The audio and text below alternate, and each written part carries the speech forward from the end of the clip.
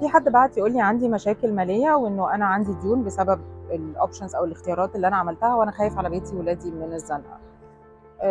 مهم قوي ان انت تخاف، ومهم قوي ان انت تفكر نفسك بالخوف ده علشان الباترن دي ما تتكررش تاني.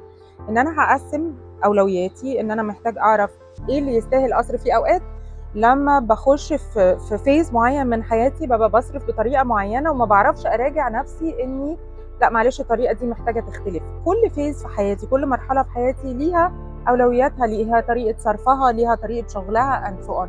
فمحتاجه ارجع اراجع نفسي تاني واقول انا عكيت فين، انا صرفت زياده في ايه، هعمل ايه عشان ده ما يتكررش تاني. محتاجه اقسم ديوني بحيث انه مش هينفع تسد كلها مره واحده اكيد، بس احنا هنمر بفتره زنقه علشان نخلص من الاحساس بالخوف. ومحتاجه افكر نفسي بالاحساس بالخوف حتى لو كتبت انا حاسس بخوف شكله ايه دلوقتي، عشان لما مخي صور لي ان انا ممكن اخش في حاجه زي كده تاني وهتصرف فيها افكر نفسي باحساسي بالخوف وعدم الامان كان شكله ايه.